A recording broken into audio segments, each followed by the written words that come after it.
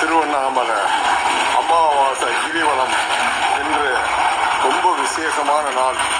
ஏன்னா அமாவாசையில் நீங்கள் வேண்டிக்கிட்டு கிரிவலம் வந்தீங்கன்னா நினைச்சது நடக்கும். நீங்கள் என்ன வேண்டுறீங்களோ ஒவ்வொருத்தரும் ஒரு வேண்டுதல், அந்த வேண்டுதல் கண்டிப்பாக பழிக்கும். ஏன்னா ஒரு 3 அமாவாசைக்கு கிரிவலம் வர வேண்டிக்குங்க, இல்லை 9 அமாவாசை உங்களுடைய விருப்பம். அந்த விருப்பத்தில் ஒரே ஒரு வேண்டுதல் மட்டுமே பலிக்கும். ஒரே ஒரு கோரிக்கை, என்ன வேண்டுறீங்களோ அது ஒரு மனதா யாருக்கும் சொல்லக்கூடாது.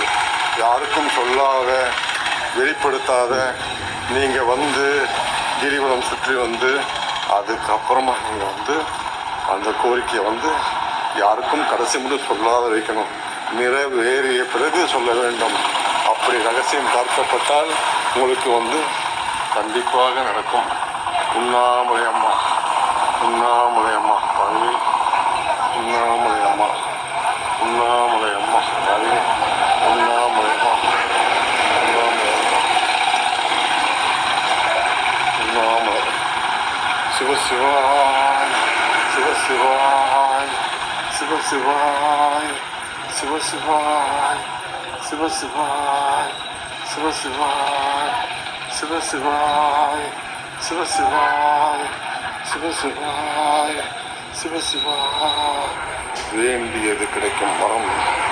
சிவசிவாய அண்ணாமலையா, அண்ணாமலையம்மா வேண்டியது வெற்றி. நம் கையில் ரகசியங்கள் காக்கப்படும். ரகசியங்களை பாதுகாக்கும் வரை உங்களுக்கு வெற்றி நிச்சயம். அண்ணாமலை, அண்ணாமலை அம்மா சிவசக்தியாக இங்கே ஒவ்வொரு தடவையும் நாம் என்ன செய்யணும், எத்தனை பாவத்தை கழிக்கின்றோமோ அத்தனை கணக்கு இங்கே எழுதப்படுகிறது. சித்திரகுப்தர் ஒவ்வொரு தடவையும் நம்மளுடைய வருகை எத்தனை பேர் வந்தாங்க, எத்தனை பேருடைய பாவங்கள் கழிக்கப்பட்டது, பாவங்கள் கழிக்கவில்லையா, எல்லாம் எழுதப்படுகின்றது. இந்த திருவண்ணாமலை தாய் தந்தை இல்லாதவருக்கு இதுவே தாய் தகப்பனான அண்ணாமலையார், திருவண்ணாமலையார். இந்த லிங்கம் போற்றி, நந்தி தேவா போற்றி, நந்தியே போற்றி, நந்தி பகவானே போற்றி, நந்தி பகவானே போற்றி, புனையரே போற்றி, புனையரே போற்றி, தீவானே நந்தி தேவா போற்றி. ஓம் நமச்சிவாய, ஓம் நமச்சிவாய.